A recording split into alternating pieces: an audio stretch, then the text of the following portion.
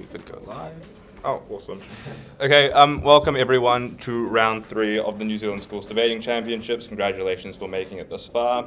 So the info slide today is, since World War II, Article 9 of Japan's constitution has prohibited Japan from having an army or using military force. From 2014, Japan's government, led by the late Shinzo Abe, has reinterpreted Article 9 to allow collective self-defense when an attack on an ally threatens Japan's security. In November 2025, Prime Minister Sanae Takaichi stated that a Chinese attempt to seize or blockade Taiwan could meet this threshold to justify a collective self-defense military force. Therefore, today's motion is this House believes that publicly signaling its willingness to invoke collective self-defense over Taiwan is in Japan's best interest. Speaking times are 7 to 8 minutes, with 1 clap at 1 minute, another clap at 7 minutes, and then 2 claps at 8 minutes. And for leaders, it's 1 clap at 3 minutes and 2 claps at 4 minutes. And with that, I invite First Av to come up and begin today's debate.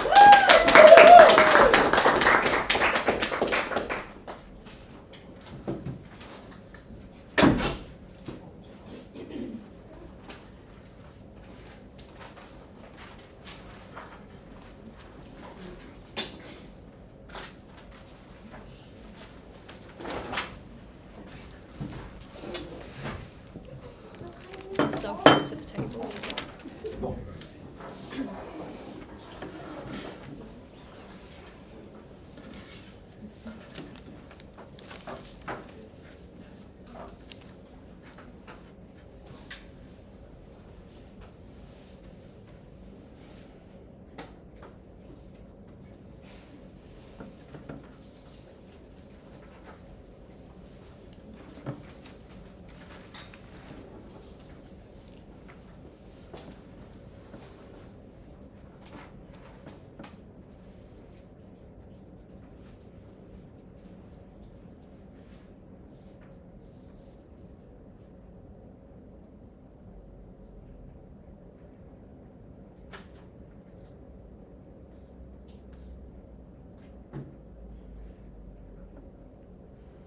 In a world where friendship means everything, we on the affirming side know what we have to do.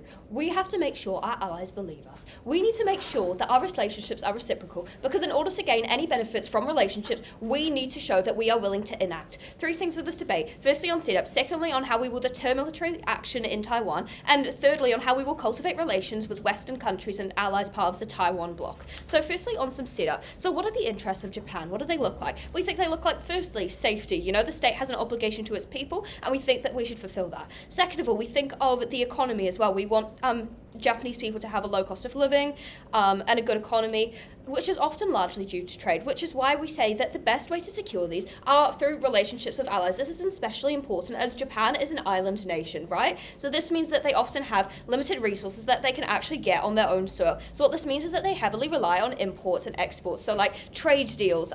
They also rely on intelligence sharing, which can be good for, preventing terrorism and defending their interests. And we also look at, military support in the worst case. They like to have that backup, as this all helps people, and this helps to fulfill Japan's interests. So if we can keep the most coming into Japan and its people, we fulfill these interests. So what do these allies often look like? We think that their biggest allies look like, the USA, Taiwan, South Korea, a lot of Asian nations that are allied with Taiwan, and we also see a lot of Western nations like the EU and the USA. Now, although it does have a trade relationship with China, they are much smaller in proportion. They're also not as reliable as the Taiwan bloc. Now, this is for 3 reasons. Firstly, they're often quite unreliable. They like to take back deals to and fro, which means that they're not as reliable as other people. Second of all, they're also trying to become more self-sufficient and more self-independent, so they're not exactly like a long-term trade partner.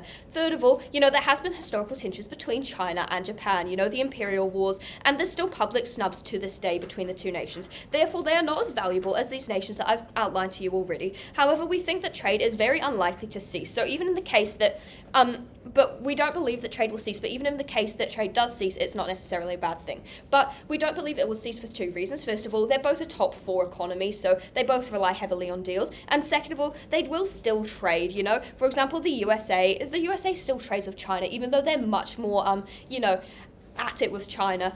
But they do have sanctions, and they still keep trading. So this does prove to you that we are unlikely to see a stop in trade. I will take a POI if there is one. Yeah, how is it better for Japan's safety if you literally tell the Japanese people that they have to fight in a war if it is the case that they're invaded by China? First of all, I think there's a big difference in, supplying a few military officers, and a difference between, conscripting a whole country. I don't think that's actually going to happen if we actually got involved in Japan. But I'm about to in Taiwan. But I'm about to outline to you why it's unlikely that a war would even occur. If we got involved. So to start off with, China doesn't want World War III. It just wants Taiwan. It wants to go in with a quick, easy thing. They don't want something messy. Now this is because, well, first of all, they want Taiwan because of propaganda. They have those historical ties to Taiwan, and they also have good resources. But why don't they actually want a World War III? Because this is really important in this debate. Now, firstly, I think it's fear. They don't want to waste a heap of lives for no reason if they don't see a definite of them getting Taiwan. Second of all, we could also say that China is a little bit more unstable, being a dictatorial power. Third of all, we could also say that they've proven not to be super keen in getting involved in military things where they don't see a quick end to it. For example, they've given minimal support to Russia, which has been a war of attrition in Ukraine, and they've given none in Iran, who are both two big allies. So Japan coming in makes the Taiwan operation much less feasible to be a quick and easy get-in for China. Now, this is for three reasons. Firstly, they have a lot of weaponry. They have sophisticated production of weaponry, which they've recently started, and it's been going very, very well for them. So they have indicated a lot of growth with that. Second of all, they have the capacity to expand their military, as it has been largely unexpanded upon, which means that it does have capacity to grow, and it has heaps of potential. So it will be a threat to China. Third of all, they are a very large economy, so that means they are able to fund action and survive a war of attrition.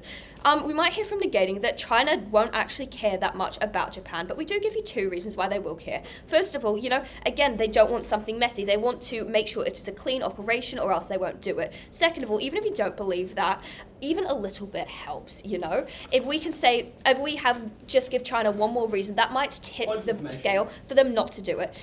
The impacts of this. Now, we tell you the impact of this is, firstly, we give China more reasons not to invade Taiwan, or take on more moderate measures, which we think are much more likely, like a blockade or sanctions. Now, if this negatively impacts Taiwan, this means it will also downstream and negatively impact Japan. Again, I've shown you that China will want a clean operation, not a big, great, messy war, or any sort of thing where they know that they're not going to get any benefit out of it. They do have to spend a lot to get into these military action places. We also say that the Japanese people will also feel a little bit safer. They know that the government is actually doing something about the Chinese threat, and it is a big thing for them, especially because of the historical tensions.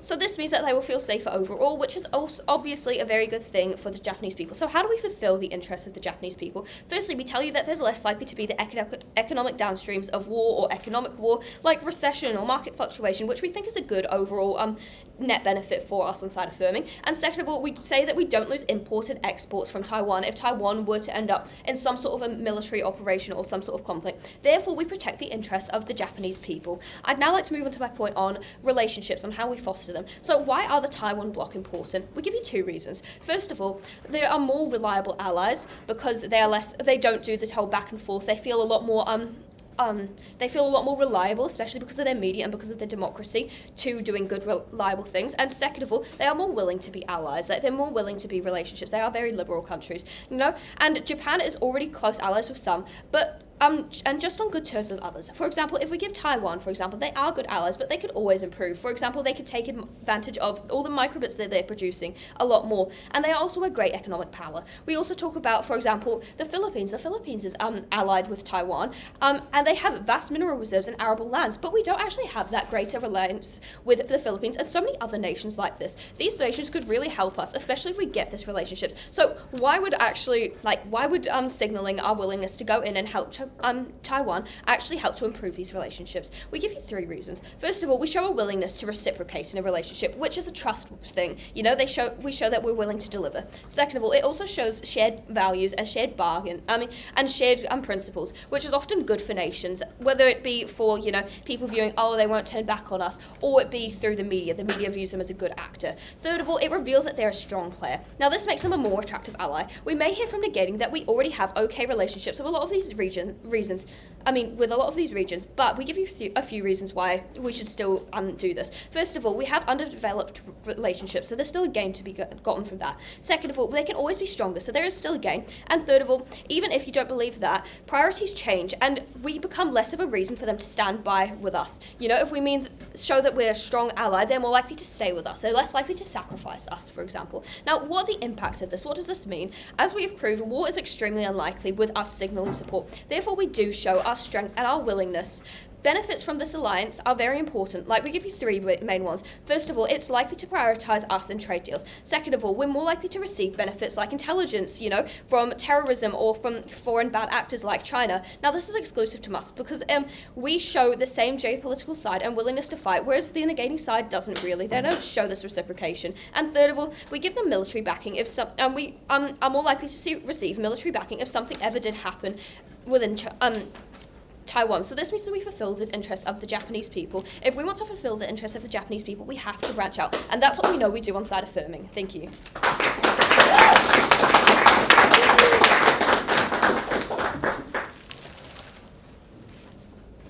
I thank the speaker for their speech and invite first Nick to come up and start with his case.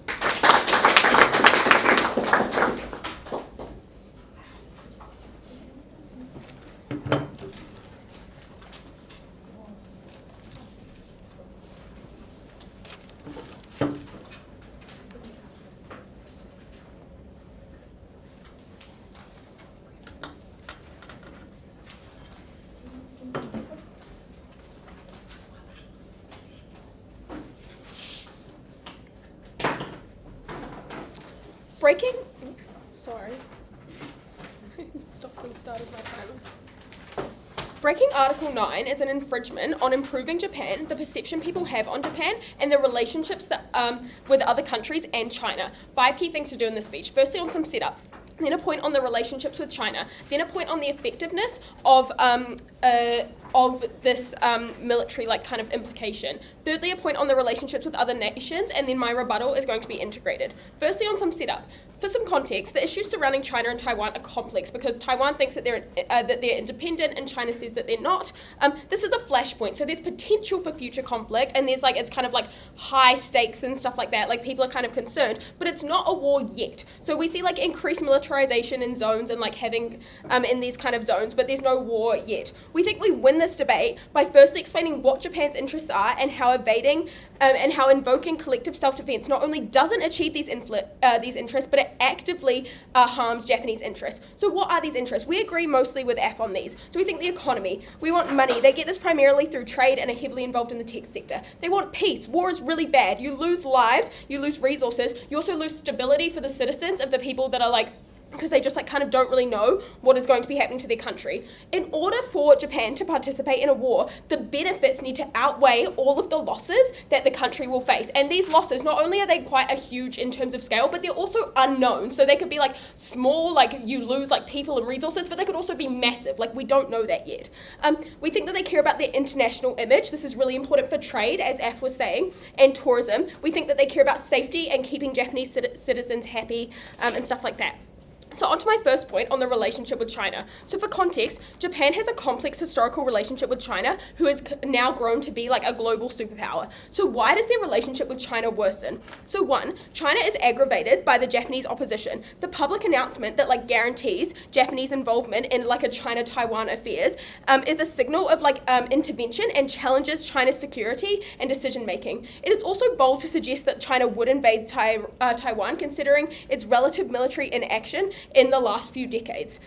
China takes diplomatic action with the media, condemning Japan on the news and press conferences and stuff like that, because countries want to be told that they're another country is actively not supporting them and going about kind of being mean to them. 3, they can propose anti-Japanese resolutions in the UN and stuff like that. Why? No, thank you. So China exercises powers on tariffs and sanctions because of their regional influence stemming from their money and military. They can convince their neighbors and allies to do the same. So what are the outcomes of this? So Japanese loses access to refined Chinese rare earth minerals. This is lithium, cobalt, aluminum. These prop them up in the tech economy. Japan loves the ability to produce Toyota car parks, car parts, semiconductors, Mitsubishi parts. Japan receives like public criticism and bad PR, which is really bad given their history, which I'm going to talk about later. No, thank you. So what does this mean for the debate? Their economic and diplomatic interests are massively harmed, which means that like this collective self-defense, like invocation, operates directly against their incentives. So the outcomes of this are certain and impactful. So we know that China would be upset because countries don't really appreciate being told like what to do or that like someone else doesn't like them. And I think this responds to their idea that like they're still going to get trade and stuff under their side of the house. We don't think this is really the case. We think China's going to become quite angry and stuff like that. This is also hugely impactful as the Japanese economy is dependent on these minerals for the tech sector. They can't get them from anywhere else. Like China like dominates this industry. Like they're not good, like, and that's like what Japan, like the economy is kind of like based on is the tech sector. So this directly responds to their like import and trade. Like they need China in order to do this and have import and trade.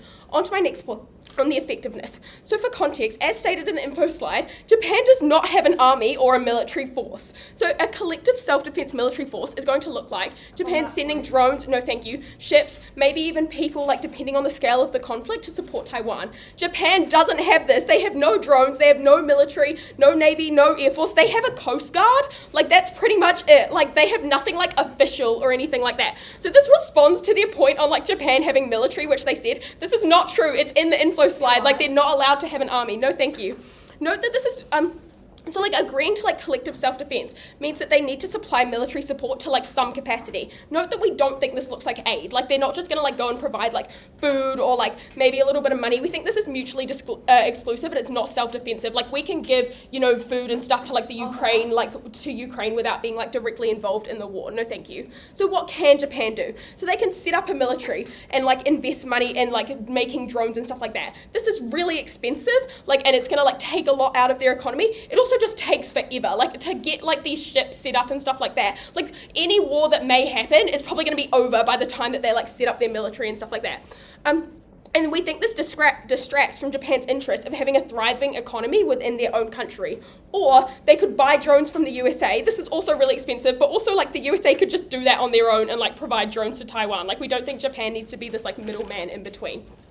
So the impacts and outcomes is that on our side of the house, Japan continues to live their lives and focus what's important for them and their economy. Under F's side of the house, Japan is investing loads of money into a war that may not happen. So this responds to their point on like a war not even occurring. We agree with this, but like why invest money into something that may not even happen? We can weigh this really highly because like money is like really important, like, and it keeps people happy, like a good economy and stuff like that. The yen is already quite weak right now. Like this responds to their point on Japan having like a really good economy. Japanese citizens, we don't think are going to be too happy to discover their resources are going towards a war that isn't even going to happen yet, like it hasn't happened yet, instead of going towards their own government spending within the country, helping to build roads, schools, hospitals, all of that. So it responds to the points on the interests of Japan because we weigh the interests within Japan of the Japanese people way more highly than like the interests of like Taiwan and stuff like that. On to my third point, relationships with neighbours within the region.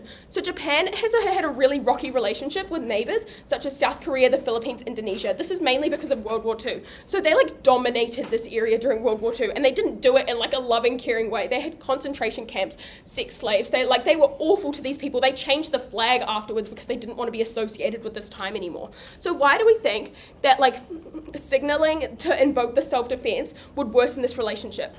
So one, the scars of the past just still exist within these countries. Why? Because it was literally horrific what happened. Like you have South Korean grandparents who like speak Japanese but refuse to speak it because it's just like so like traumatic for them to remember this time. We think that like Japan invading that self-defense just sends a really bad signal to them because it looks like going back to their past. Like even the slightest move is still alarming and it's like pushing the limits on what you can do and stuff like that. Okay, and they also see like it breaching Article 9, which is kind of like a safety thing for them. So, they're much more hesitant when it comes to work with Japan because these fears and traumas still exist. So this responds to their point on having good relationships. Article 9 is there to ensure that these countries feel safe and it helps provoke like good trade and stuff like that. So the outcomes and impacts of this is that we prove that the relationship worsens. This is really bad because Japan is relying on these neighbours to diversify their markets and move away from traditional Western markets because it's coming more like and it's becoming just like more like closed off and like protectionist and stuff like that. So this this directly responds to their points on like relationships with trade and stuff like that. We don't think that under AF's model, like it is in the interest of Japan. We don't think like that it supports the idea of having peace within Japan or the idea of like having a good economy and like fulfilling that. We don't think it's good for like the international image, and the safety of the Japanese citizens are at risk. Thank you, very, very proud.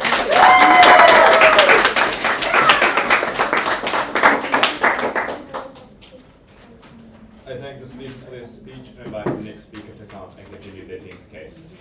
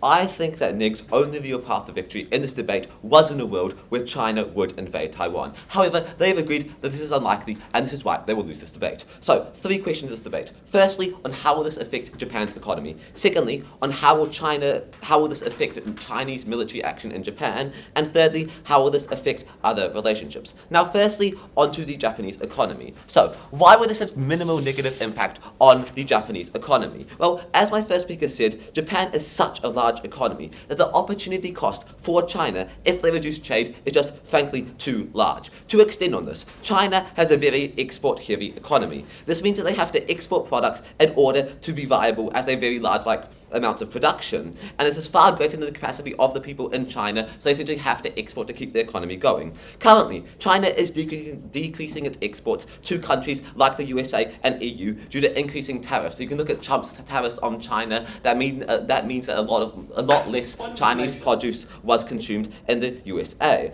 Thus, they cannot stop or drastically reduce trade with Japan, as this would frankly be economically unviable. Furthermore, there's actually very little incentive for China to do this. As we analysed at first, China is very unlikely to actually invade Taiwan, so they're not going to take this huge economic cost for essentially not much gain in return. So, how will this actually affect Japan's economy? And why would this actually help Japan's economy? Well, firstly, it's going to improve relations with Taiwan. I think this is largely uncontested. I think the big thing to note here is that Taiwan is quite literally produces like 80% of the world's microchips. Now, this is a huge act of goodwill from Japan, and it will likely be reciprocated in some form by Taiwan to ensure Japan's continued support. Now, secondly, it will improve relations with countries who feel threatened by China. This could look like South Korea, the Philippines, and lots of like the Pacific region as characterized at first. If Japan sets a precedent of being willing and able to help allies who are at risk from bad actors such as China,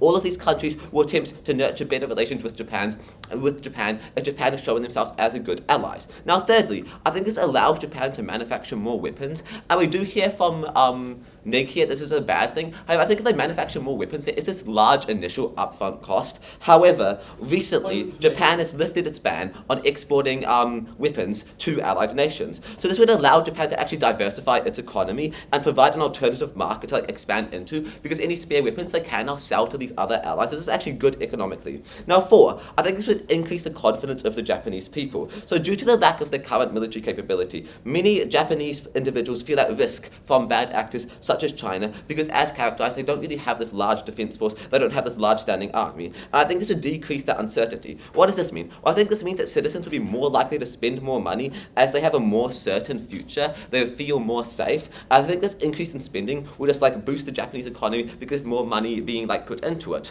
So, why does this matter? What are the impacts of this? Well, I think firstly, it's just more trade in general with Japan. Just a greater variety of goods and cheaper goods for all its citizens, which is obviously good for Japan and good for its people. Secondly, I think due to a more booming economy, Japan has more money to spend on things such as infrastructure and welfare, and then just generally increasing the quality of life for all of its citizens, which of course is one of Japan's main interests, as agreed by both teams. Now, thirdly, I think Japan is able to sustain its aging population due to this economic boost, which is currently a huge problem and one of Japan's chief concerns, because their population is aging, their economy is in decline, and if this could help their economy, I think this is a huge incentive for Japan. Now, before I move on to how this affects Chinese military action, I will take a POI. Yeah, Japan already gets a ton of chips from Taiwan. Is it just suddenly going to increase even more?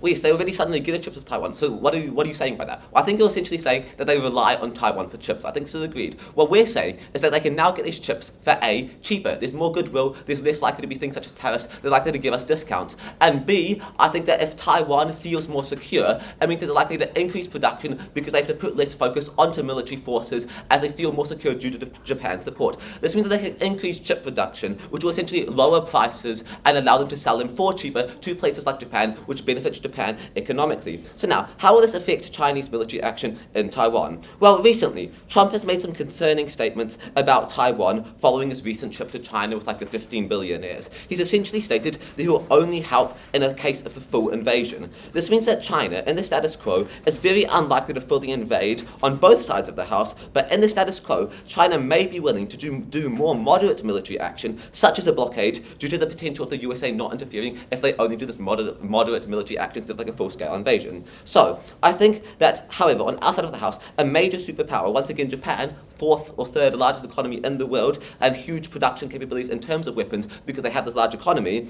So I think on our side of the house, this major superpower is declaring support for Taiwan, meaning that once again, China will be unlikely to even think about taking moderate action, as this would have a huge downside for them, a huge economic downside, a huge military cost. And thus, I think the marginal change on our side from this point is that the risk of invasion stays at zero, but the risk of a moderate military action, such as a blockade against Taiwan, decreases from unlikely on Neg's side of the house to essentially zero on our side of the house. And this is obviously beneficial for Japan, as they rely on Taiwanese microchips and other goods. So if it were ever blockaded, this would obviously be a huge harm for Japan. So thirdly, on how will this affect relationships with other countries? So we do hear briefly from Nig, this will actually decrease our relations with countries such as Philippines and such as South Korea. I don't think it's unlikely to be true. Why? Well, I think these countries rely on Japan hugely for things such as trade. They rely on Japan for things such as intelligence and for things such as military backing. As I said earlier, this will make Japan a more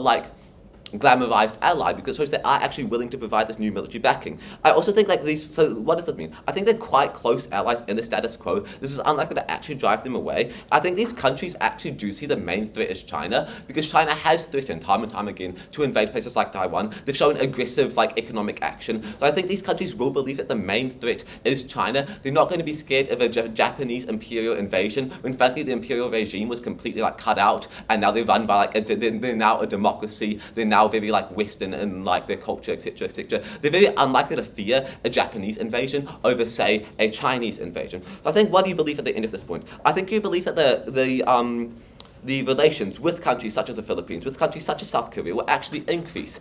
A, because they once again see Japan as a potential military partner who can help against any bad actors, and B, because these countries do see the main threat as China, so they're going to come closer to Japan. So the other main response we get from Nig is that, essentially, Japan has no army, so, Japan actually can't really do much. However, I think they already have quite a few weapons facilities, weapons producing capabilities. Why? Well, a lot of these are remnants from World War II, and also they have actually invested into these facilities because they don't want to be completely defensive. They also do actually have a marginal size standing defense force. However, it's not an army, may I make this clear, it is only defense force. However, under our side of the house, this would move towards more like being like an army, towards more people joining the military. I think Japanese citizens would be very willing to join the military. Why? Well, I think there is a lot of animosity between Japan and China due to the past, due to the issues during World War II. So I think they would be willing to join in the military to help stand against China. So I think you believe that there is a better economy on our side of the house.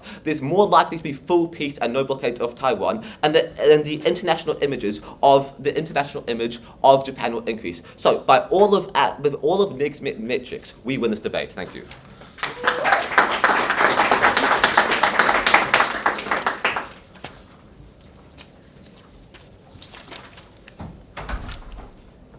I thank the speaker for this speech and invite the next speaker to come up and continue their next case.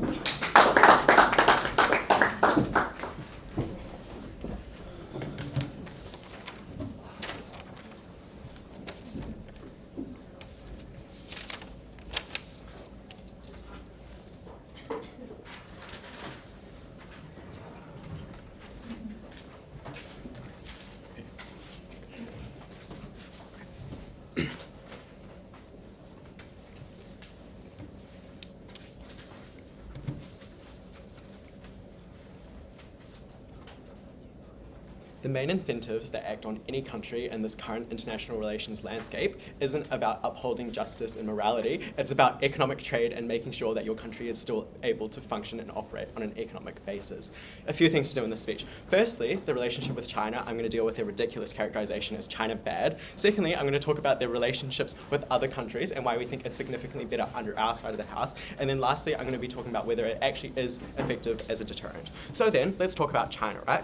They told you from the beginning that they gave you this characterization that China is just unreliable, that they're a dictatorship, and that they're just so bad. A few responses here are why that's just simply not true, right? Firstly, we think that China is just working towards opening up more to be able to expand their influence, right? Xi Jinping declared that this was the century of Chinese dominance and that the sun is setting on the west, right? Therefore, if they want to follow up on this, right, they're gonna have to open up and they're gonna have to be more willing to work with other countries and also in order to trade, right? This is really important, right? Because you see more Western countries starting to shut off and close off, such as the USA putting a bunch of tariffs on people. We think that China has this unique incentive to actually want to work together with other countries, right? But why then do we think that this relationship is actually really important under the status quo where Japan hasn't declared their full-on support for China, right? Because we think that that means that China is more willing to actually still work with Japan and trading these really important items, right? Particularly rare earth minerals, because if Japan wants to continue to prop up their economy,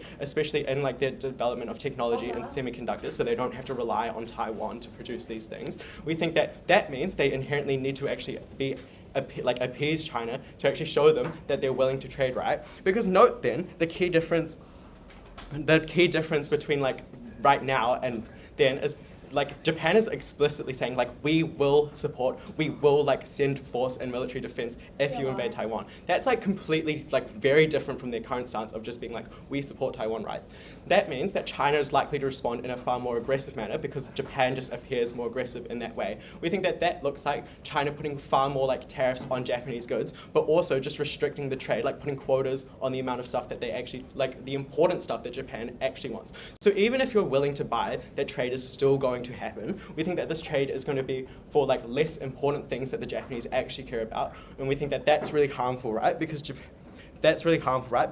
is just currently in a really tough state economically, right? That's why you have Sanae Takaichi literally claiming she's going to fix the economy, right? And the only the biggest way that they can fix the economy is actually working together with China to actually get their the important materials that they need to help develop their industries, to make them stronger, to move away from reliance on Taiwan for their technology, to actually be able to develop and make their industries stronger. We think that that's really important, right? And we think that that is extremely important. And why do we think China is actually willing to do this, to restrict their trade, right? Because China just has far more trade opportunities than without Japan, right? They said that the only reason trade's going to continue is because they're both top 4 economies, right? Well, China's like a massive economy that can work with much smaller economies instead of just China, right? This looks like them actually expanding within like the Central Asia to like places like Kazakhstan and like Tajikistan and stuff, as well as like in Africa, right? We think that China can just flip all of their export markets to these countries and to absorb the costs that maybe they had without working with Japan. We think that that's uniquely harmful, and what this means for the debate is that the relationship with China actually is important, right? And that it's important to maintain it, and we're actually the ones that maintain it under our side of the house. But then let's talk about the idea of relationships beyond, right? They told you their main push was that the Taiwan bloc is a really good place for allies. A really good place for allies, and it gets stronger. Firstly, we think that we just reject the idea that they are super reliable, right? We think that a lot of these countries, especially within the West, are as I told you before, and as we told you, they're becoming way more shut off from things, right? We think that that means they're less willing to actually trade because they want to develop their own industries that Japan has. I think that that's really harmful because they're closing off. But also then, even if you're still willing to buy that they're going to be willing to work with them, we don't think that there's much capacity to improve the relationships that they already have in terms of what they of what they already have, right? We think that that means your ability to grow trade between the USA and Japan just isn't there, right? Because you've already grown it so exponentially already. We think that the capacity for growth just doesn't exist. We think that the growth that exists actually lies within its local geographic neighbors, and we think that that's really important, right? Now I'm going to talk about externalities material and tell you about why that is so important, right? And why you need to actually have developed these relationships. As we told you, World War II was horrific in the Pacific and in this region, right? I already told you, Japan literally had concentration camps. They had biological experiment places that literally mutilated people. We think this is really harmful, and these toxic scars still massively exist. That's why when you go to South Korea and you mention Japan, everyone goes, "Ooh, Japan," and that's why you have grandparents who just absolutely refuse to mention Japan. They refuse to speak Japanese, even if they do, right? We think that these tensions are actually really important in establishing how they interact with Japan, right? We think what happens when Japan starts moving away, it looks like they're breaking Article 9. That Article 9 was so significant for these countries, right? Because it literally guaranteed them a sense of security and safety. The very thought of them actually moving away from it literally triggers the people within these countries. Because note that, people making decisions aren't just the people at the top who only care about trade. It's about the influence of people who have these beliefs about Japan, about wanting to protect them. Therefore, I think if they break away from Article 9, what you see is people actually becoming more wary of Japan, the fear that they could go back to their imperialist ways. They are not going to be willing to work with Japan, and we think that that's really bad because that pressures the government to actually not work with Japan. Also, but then, under our side, what we get when they don't actually have to break away from that, you actually still slowly see improvements within these relationships. And why do we think that this is so important, right? Because Japan, as we told you, isn't doing so well economically, and we think what's really important is to invest in local trade routes within the region, right? Why is this? Firstly, because it just unlocks a brand new market, right? ASEAN is a massive economic bloc within that region, but also secondly, they're just geographically closer, so that means you get trade faster between the region, and we think it costs significantly less rather than to have ship all the way across the Pacific to the USA. I think that that is really important because the ability to actually develop and grow economically is so important there. Before I move on, I'll take a POI. Don't you think that at some point you have to get over the harms of a great-grandfather, with countries like Korea? No, I don't think that. Okay, moving on to but also the more material on the wider impacts of breaking the treaty, right? We think that this sets a massive negative precedent because if you're just able to slowly find loopholes and violate international treaties, this sets a massive negative precedent. People don't want this to happen because it just pushes the boundary of what treaties are actually for. If that's the case, then literally other people will start breaking their own agreements and treaties because they can be actually we interpret it this way, and we think that that's really harmful because and we think that this undermines a lot of treaties because a lot of countries that have these treaties in place maybe South Korea views their armistice and they go, I'm going to interpret it slightly differently because Japan could do that, and then they start building up their military presence at the DMZ. We think that that's uniquely really harmful that they have to contend with, and ultimately we think that within this debate, it's about this debate is about what's economically viable for Japan.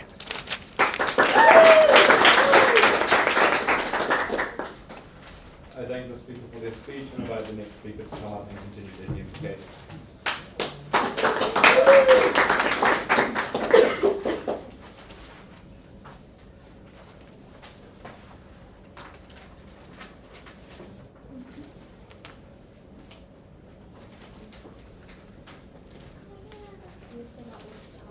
You know, I've considered that those might be useful.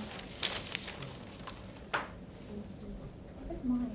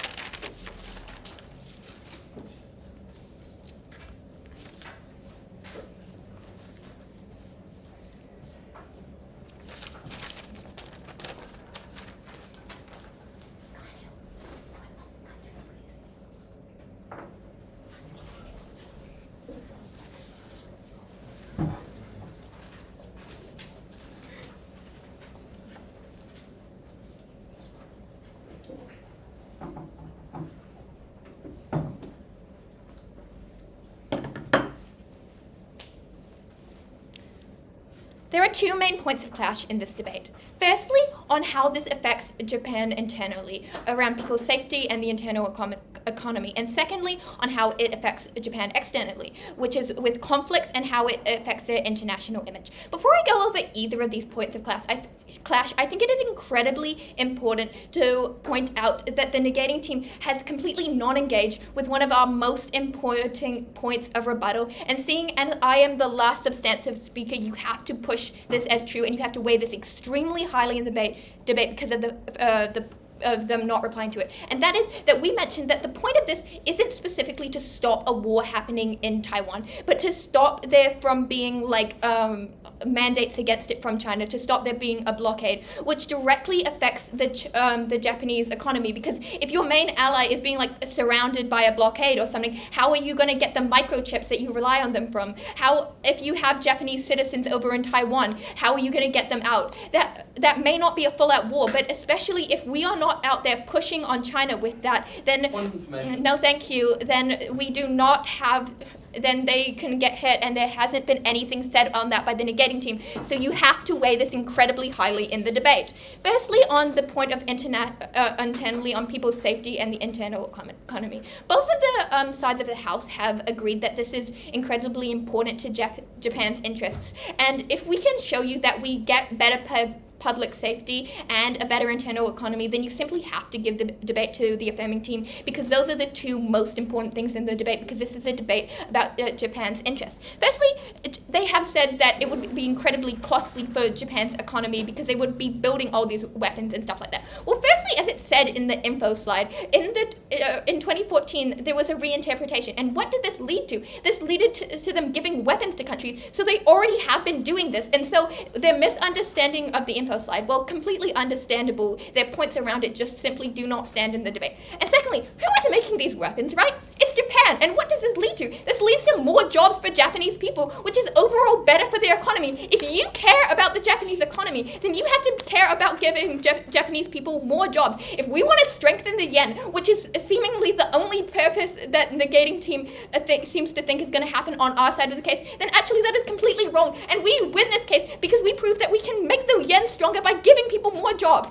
If you even didn't weigh anything else in the debate, I think it's incredibly important to say that you would just get more people in jobs. And so that's an incredibly important thing to say. Secondly, they said we would lose allies around this with Russia and China. And first of all, we're not really that allied with China or Russia. We don't really want to be allied with those countries because they go against our policies, right?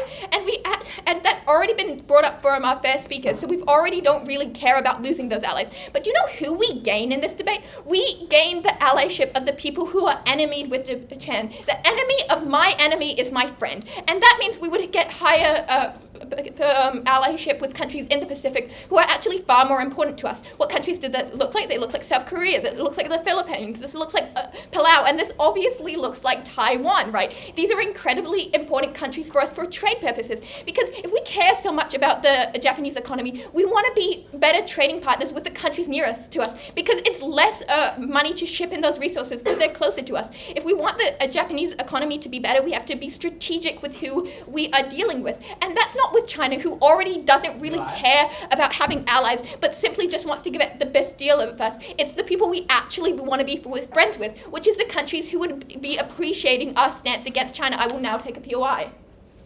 Why would the Philippines be more willing to trade with a more militant Japan? Well, that's an excellent question. Why would the Philippines be wanting to trade with it? It's because, as we've said, they really do not want to have to only rely on China. If you know anything about the Philippines, you know they have a harsh stance against China, which has been stealing fishermen ships of that. And they're like, well, maybe I should go to Japan. Maybe that's how I improve my economy, because if they're against China, who I'm against, well, then that seems like a good person to be against. Secondly, on our point on externally, I think it's incredibly important to just look good overall. I mean, that's a good way to get allies if you just look like a good ally, and that's incredibly important to Japan's interest. Firstly, they have this weird case where they're like, look, South Korea and the Philippines are going to hate us for this, and they're not going to want to ally with us. And well, that's just not true, because this has already happened in real life. And do you know what's happened in real life?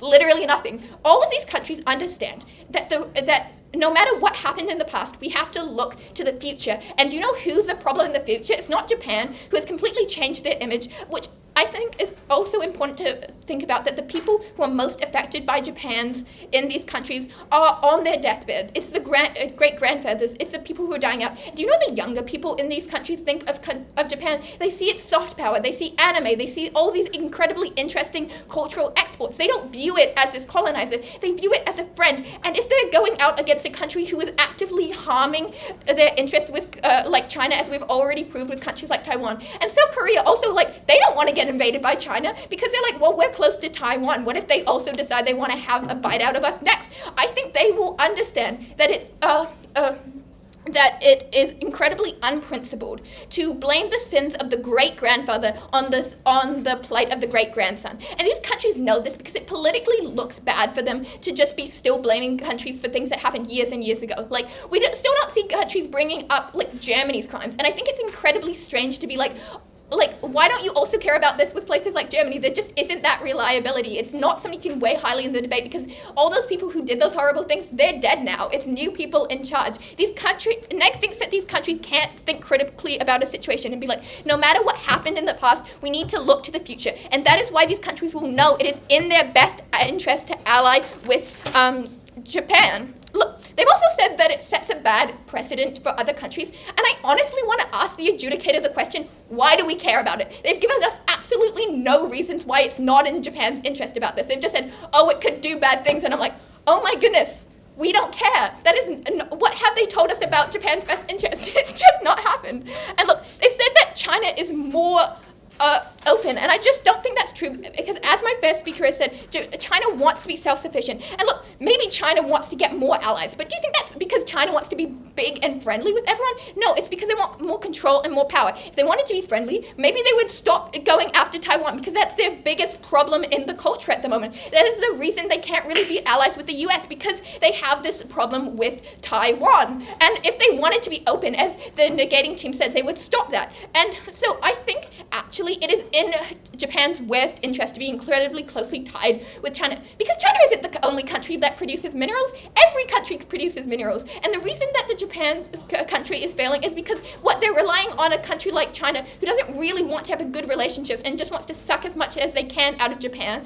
And so I think if we care about Japan diversifying, then you have to know that they need to look for more allies. And as we said, we get more allies on this side. And also, the idea that China just won't stop buying from us because they have allies like Kazakhstan, well, what? Are they going to buy Mitsubishi cars from Kazakhstan? That's just not possible. The trade relationship that China and Japan have is very technology-based, and just Kazakhstan isn't, and other countries like it aren't developed enough to give it that relationship.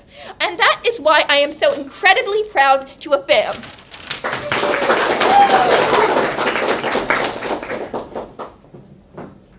I thank the speaker for their speech and invite the next speaker to come and finish the team's case.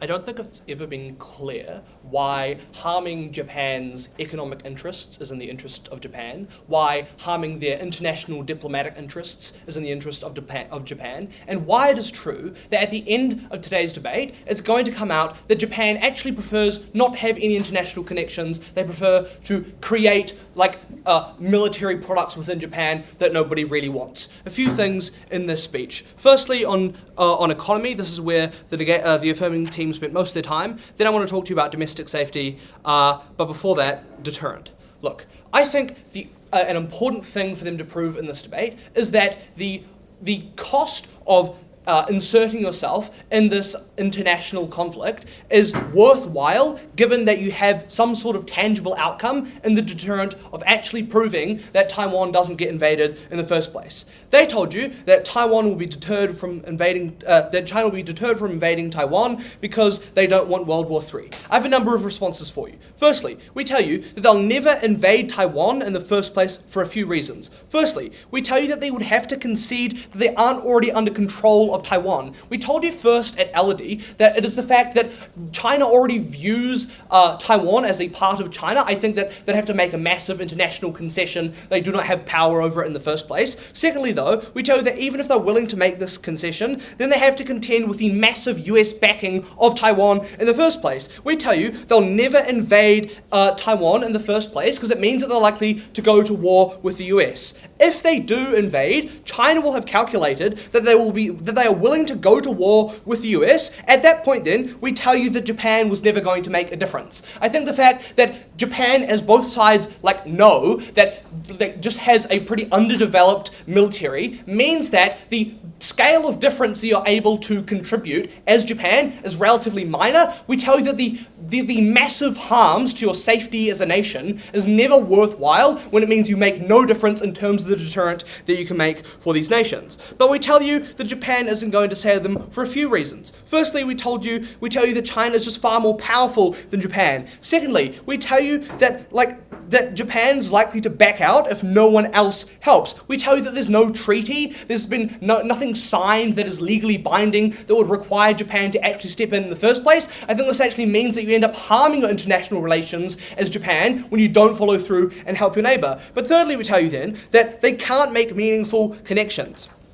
Then they told you about the nature of the deterrent. We tell you that they told you that the people are experienced and that these things are time consuming to create military, that sort of thing. We tell you that they cannot claim this friends with benefit satisfaction of their interests if the deterrent just doesn't happen in the first place. I think a massive burden that the F side had to prove in today's debate, that they were able to prove there is some sort of deterrent to like the actual war in Taiwan, or they had to prove that once Taiwan was invaded, they were able to make a meaningful enough difference so that Taiwan was able to retain sovereignty in the first place. I think that if they were able to do that, that would probably be because of the US. Then they told you they can manufacture their own weapons. We tell you that the invasion, like when the invasion will occur, is uncertain, which means that you would either always have to be producing weapons, or you'd have to be producing weapons like at random times throughout the year and sort of predict when China's going to invade. I think this means that there's lots of uncertainty as to how they actually have provisions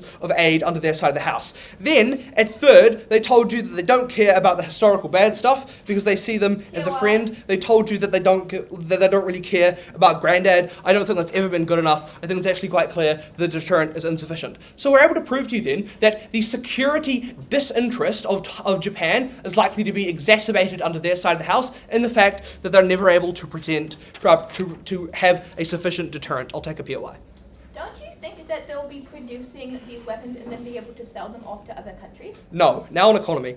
So, they told you that they'll retain trade relationships. They told you this is true because they're a big economy. Firstly, we tell you that everyone in the world wants Chinese exports because they are the best in the world at the refinery of rare earth metals. What this means then is firstly, we tell you that China has a massively diversified exports. It's not dependent on Japan's investment in their exports. What this means then is that, firstly, because they're able to sell to literally everyone else because everyone wants their refined earth metals, they're able to just do that. But secondly then, we tell you that China has the best stuffed, which means that the opportunity cost of Japan then is worsening their economic position. Not sure how that's ever been in their best interest. Then at third, they told you that everyone just makes minerals and so it'll be fine. These minerals are always going to be more expensive. They're always going to be of lower quality. I think it's pretty accepted that China's just the best at doing this. Then they told us then that they have better relations with Taiwan. They told you that they get 80%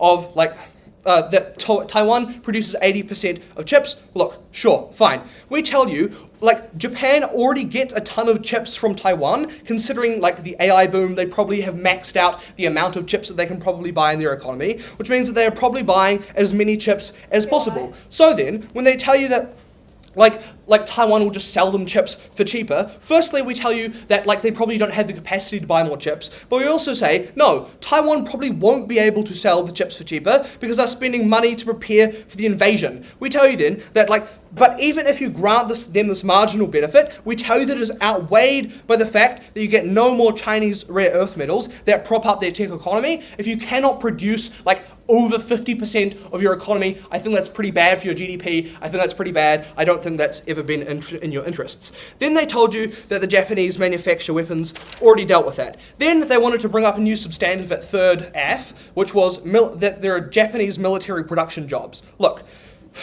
even if you want to consider this substantive material so late in this debate, I'll tell you why it still doesn't matter. Firstly, we tell you that the manufacturing capacity in Japan is so low because they literally have no land to do it. Secondly, we tell you that there is no money because we've already accepted under both sides of the house that Japan is relatively poor at the moment.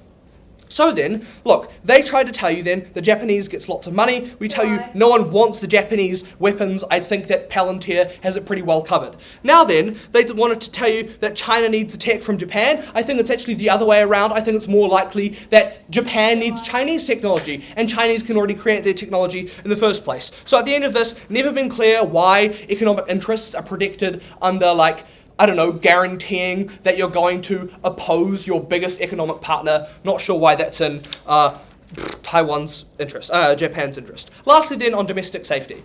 We told you Japan has a massively underdeveloped military because of the laws that have prevented them from having one in the first place. We told you that they cannot send drones because they don't have drones. We told you that they can maybe buy drones, but we're unsure why that's mutually exclusive. So sending aid has never been good enough because that's also not mutually exclusive. We tell you they're putting themselves in Chinese crosshairs. We tell you that's always a disbenefit if you can never actually have the military to protect yourself in the first place. We tell you, firstly, they have lots of money, and secondly, the geographical proximity means that China is able to wipe out Japan. But we tell you, what do the Japanese people have to offer? They probably have their people to offer. Never been sure why it's a benefit then for sending your people to war, why that's really good for your domestic safety. At the end of this, we prove to you there's never been any deterrent to make sure that China never invades Taiwan. It's never been clear how it benefits economy, never been clear how it's good for safety.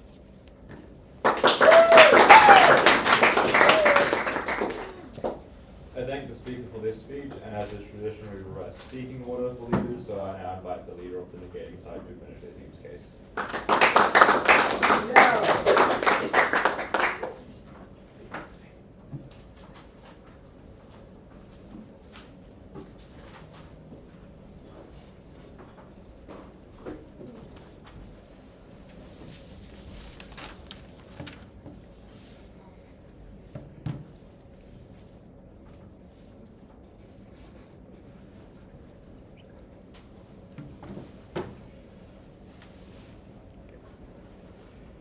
I think at the end of this, there are 3 metrics by which you should view Japan's interests. Firstly, on their relationship with China, why it actually is really, really important in this debate. Secondly, their broader relationships within the region. And then lastly, on deterrence, whether or not that's actually going to work or not. So firstly then, on their relationship with China, right? We told you right from the beginning that this relationship is extremely important, right? This is because a lot of the materials that China exports to Japan are literally just crucial for the industries that they operate within, right? Specifically for making batteries and stuff like that and semiconductors. I think that's really important, right? Because Japan literally needs this technology to continue growing, to continue producing and exporting to make money, right? We think that that is really important, right? And we told you that once Japan makes this firm stance that they're going to defend Taiwan, China is going to turn off and reduce their trade with Japan. Why do you think that this is super harmful, right? Because that just significantly reduces Japan's ability to grow, right? Their ability to actually continue to compete and produce.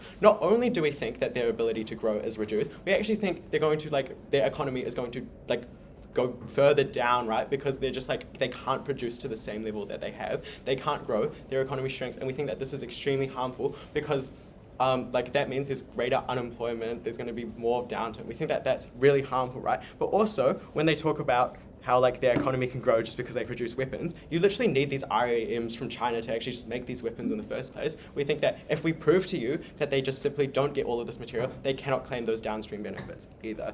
I think then, under our side, what you actually get is you get a greater level of cooperation with China. I think this is much more preferable within this debate because you actually see Japan being able to put their interests of growing their economy far above the other things. But also then on their broader relationships, right? Their main push here was essentially that you strengthen your existing relationships. I think we did enough material to deal with this, and that these relationships just aren't as strong as they want to claim, simply because these nations that they are already allied with simply are becoming more closed off, less willing to actually trade, but also secondly, that their capacity to grow these relationships and the money there just simply isn't as great as their ability to cooperate with their their Southeast Asian neighbors. And why do we think it's really important that Japan actually works with ASEAN? This is because, right, this is a more local, geographically local market that they can create lots of money with, right? Under our side, what we actually see is people actually more willing to work with Japan, right? Because let's take them at their best case, right? Japan turns into this thriving militant economy that produces a bunch of weapons, right?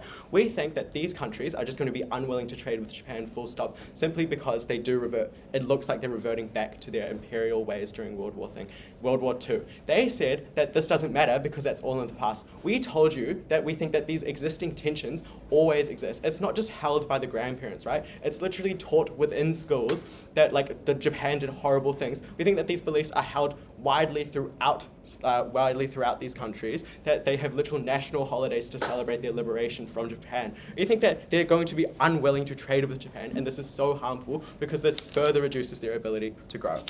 And that's just really bad. Okay, on to deterrence, right? I think the main argument here is that what they said was Japan putting a military presence is going to deter war from ever happening. I think we dealt with this to mitigate it to the point where we told you that Japan isn't the reason that China hasn't invaded Taiwan yet. It's probably the broader issues of them being scared of what the US might do, right? The reason China hasn't invaded Taiwan is not because Japan exists, it's because all of these other reasons. We think that also all of our material about how Japan just simply doesn't have a developed defense force at all means that their ability to help just is extremely limited. Even if they do take the stance, then they have to start investing in their own military, they have to start developing things, they have to spend billions of dollars onto something that would take years to even get a return on for something that they might not have to even get involved in.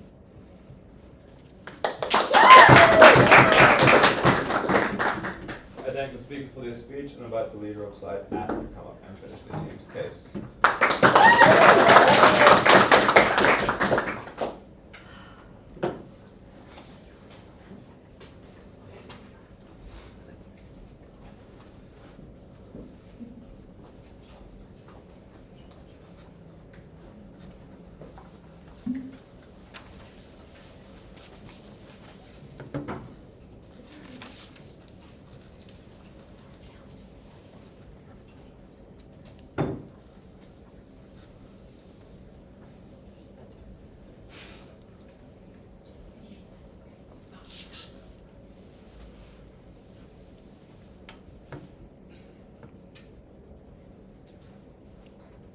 Two questions in this speech. Firstly, how will this affect Japan's economy? And secondly, how will this affect the chance of Chinese military action against Taiwan? Now, onto the economy.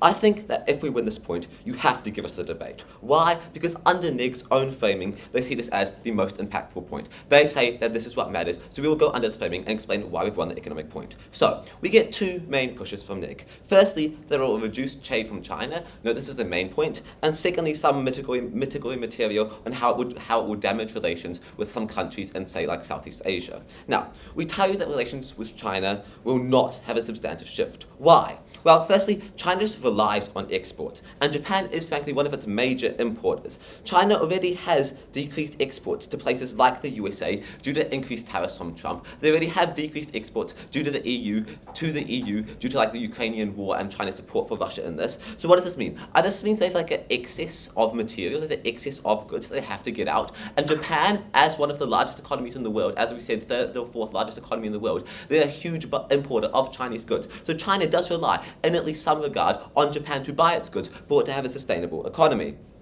Now, NIG has quite literally said that China also wants to have good relations. So why then would they stop trade with Japan if the Chinese have this huge incentive to have good relations? We also told you that NIG lost this point when they said that China won't invade Taiwan. What does this mean? Well, I think this means that under NIG's own framing, and essentially when essentially no military action from China against Taiwan occurs in the foreseeable future, China actually has very little incentive to take into account, to take this huge economic opportunity cost and stop trade with Japan, as under their own framing, once again, Japan will make no difference either way. So I think what this means, that if Japan's going to make no difference either way, why would China take this huge opportunity cost? Why would China damage its own economy so much by stopping trade or drastically increasing trade with Japan if, once again, Japan actually has no actual impact on this like Taiwanese invasion? So I think at the end of this point, I think at NIG's best case, you believe that there might be a small increase in the price of goods from China. Now, why is this? You might say that they might lower like imports slightly, or they might lower like exports slightly. They might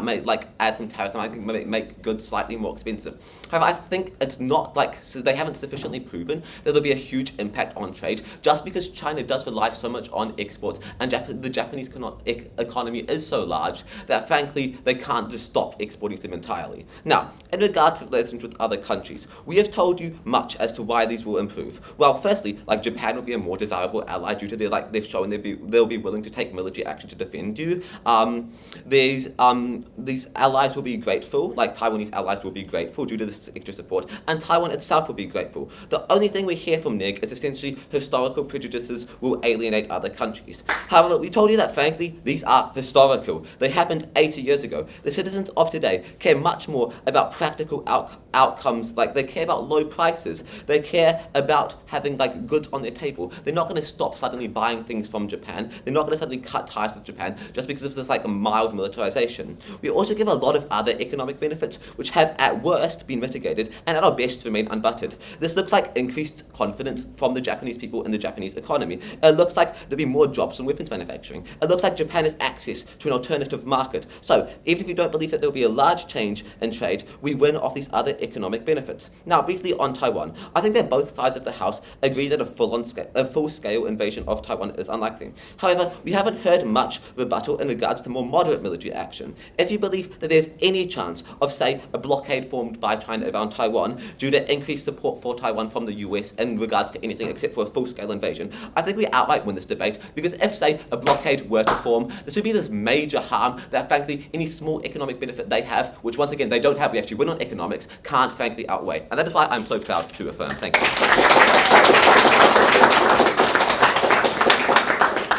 I thank the speaker for their speech, both teams for a debate, and invite them to cross the floor and shake hands. Well done. Thanks. Good job. Good job. Good job. You want to shake Monty's hand? Good job. Do you want to go say hi to Peppa? I would love to say hi to mascot. Peppa. Oh, Pippa. Peppa and Peppa. Guys, make her down.